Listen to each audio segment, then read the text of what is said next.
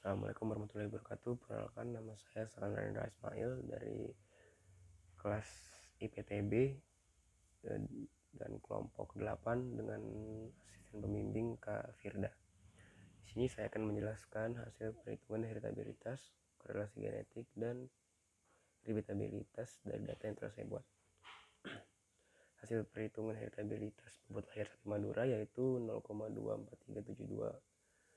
0,243724174 dan heritabilitas bobot dewasa 2 sapi Madura yaitu 2,2416893. Pada hasil heritabilitas bobot lahir berada pada rentang normal dan pada sapi dewasa tersebut berada pada luar rentang karena terdapat kesalahan pengambilan data yang dimana kisaran nilai rentang normal heritabilitas sekitar 0, sampai 1. Nilai heritabilitas secara teoritis berkisar antara 0 sampai 1. Hal ini sesuai dengan pendapat Putra et al. Pada tahun 2014 yang menyatakan bahwa nilai heritabilitas dikatakan rendah jika kurang dari 0,10, sedangkan jika nilainya antara 0,10 sampai 0,30 dan tinggi jika nilainya lebih dari 0,30. Menurut Bernawi et al. Pada tahun 2013 yang menyatakan bahwa nilai heritabilitas yang tinggi mengindikasikan bahwa faktor genetik lebih berperan dalam mengendalikan suatu sifat dibandingkan dengan faktor lingkungan. Besaran nilai heritabilitas disebabkan oleh sumbangan faktor genetik terhadap keragaman total. Jika heritabilitas rendah dipengaruhi oleh gen dan faktor lingkungan.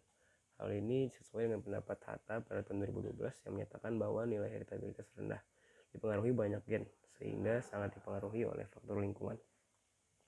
Nilai heritabilitas dipengaruhi oleh antara lain faktor karakteristik, populasi, sampel, genotip, dan evaluasi serta metode perhitungan.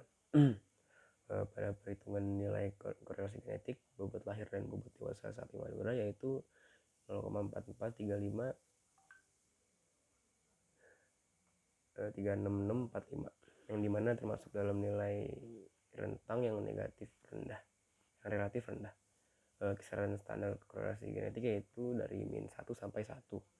Hal ini sesuai dengan pendapat Amalia pada tahun 2015 yang menyatakan bahwa nilai korelasi mempunyai kisaran dari min 1 sampai plus 1. Semakin mendekati nilai 1 maka korelasi semakin kuat. Menurut Putra pada tahun 2014 yang menyatakan bahwa tingginya nilai SE pada korelasi genetik juga disebabkan karena jumlah data dan pejantan yang digunakan untuk estimasi sedikit.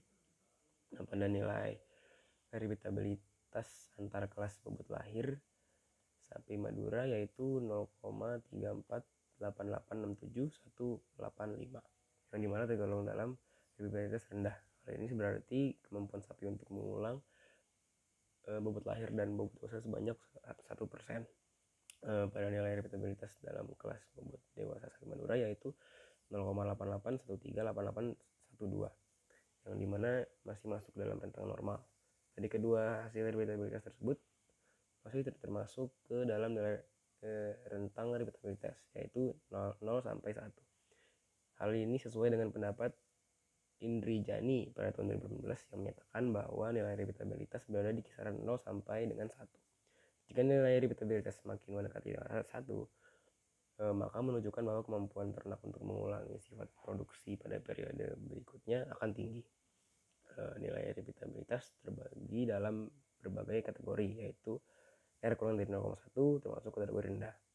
R sama dengan 0,1 sampai 0,3 dikategorikan sedang dan R lebih dari 0,3 termasuk kategori tinggi. Adapun faktor yang mempengaruhi nilai heritabilitas salah satunya seperti lingkungan, waktu, dan metode perhitungan.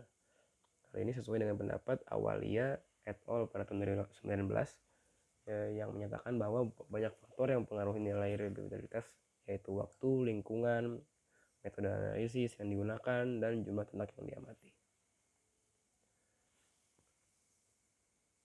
Ya mungkin sekian dari saya, kurang lebih mohon maaf. Assalamualaikum warahmatullahi wabarakatuh. Terima kasih.